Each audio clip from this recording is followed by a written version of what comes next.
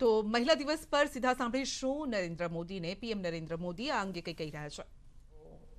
गौरी गणेश हो या लक्ष्मी नारायण हो, आप लोगों से बेहतर कौन हमारी इस परंपरा से परिचित होगा। हमारे वेदों में गोपा, गोदा, अपाला और लोपमुद्रा अनेकविध नाम हैं, जो जैसे ऋषिकाएं रही हमारे यहां। गार्गी और मैत्रेयी जैसी विदुषियों ने वेदांत के शोध को दिशा दी है। उत्तर में मीराबाई से लेकर दक्षिण में संत अक्का महादेवी तक भारत की देवियों ने भक्ति आंदोलन से लेकर ज्ञान दर्शन तक समाज में सुधार और परिवर्तन को स्वर दिया है।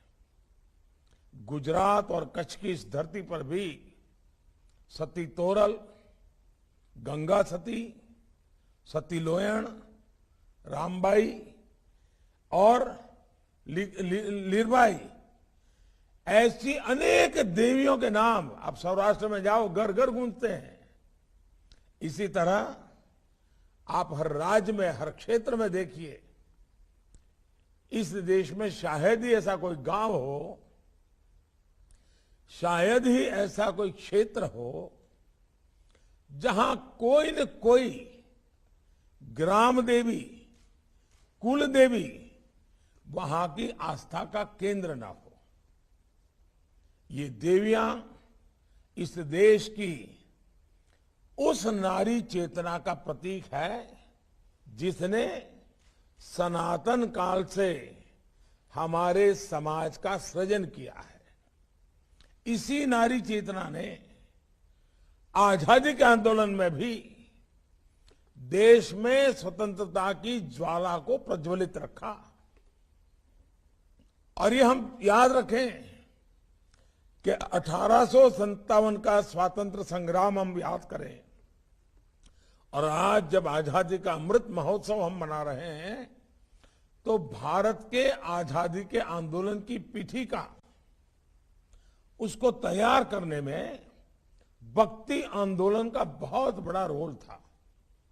हिंदुस्तान के हर कोने में कोई न कोई ऋषि, मुनि, संत, आचार्य पैदा हुए जिन्होंने भारत की चेतना को प्रज्वलित करने का अद्भुत काम किया था।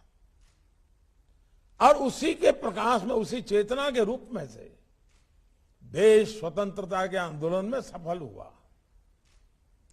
आज हम एक ऐसे मुकाम पर है कि आजादी के 75 साल हो गए हैं। हमारी आध्यात्मिक यात्रा चलती रहेगी, लेकिन सामाजिक चेतना, सामाजिक सामर्थ्य, सामाजिक विकास, समाज में परिवर्तन, इसका समय हर नागरिक की जिम्मेवारी से जुड़ गया है। और तब जब इतनी बड़ी तादाद में संत परंपरा की सब माताएं बहनें बैठी हैं, तो मैं समझता हूं कि मुझे आपके साथ वो बात भी करनी चाहिए। और आज मेरा सौभाग्य है कि मैं नारी चेतना के ऐसे ही एक जागरूक समूह से बात कर रहा हूं। माताओं बहनों, जो राष्ट्र इस धरती को मां स्वरूप मानता हो, वहां महिलाओं की प्रगति राष्ट्र के सशक्तिकरण को हमेशा बल देती है। आज देश की प्राथमिकता महिलाओं का जीवन बेहतर बनाने पर है। आज देश की प्राथमिकता भारत की विकास यात्रा में महिलाओं की संपूर्ण भागीदारी में है।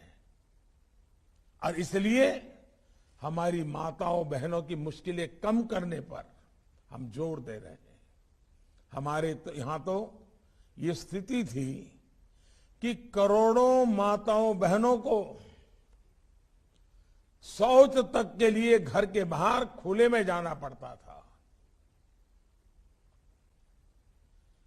घर में शौचालय ना होने की वजह से उन्हें कितनी पीड़ा सहनी पड़ती थी। इसका अंदाजा मुझे शब्दों में वर्णन करने की आवश्यकता आपके सामने नहीं है। ये हमारी सरकार है जिसने महिलाओं की इस पीड़ा को समझा। 15 अगस्त को लाल किले पर से मैंने इस बात को देश के सामने रखा और हमने देश भर में स्वच्छ भारत मिशन के तहत 11 करोड़ से ज्यादा शौचालय बनाए। अब बहुत लोगों को लगता होगा ये कोई काम है क्या, लेकिन अगर नहीं है तो ऐसा काम भी पहले कोई नहीं कर पाया था।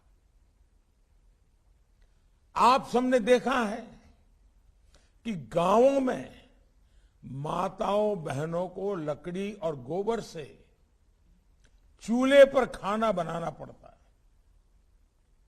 धुएं की तकलीफ को महिलाओं की नियति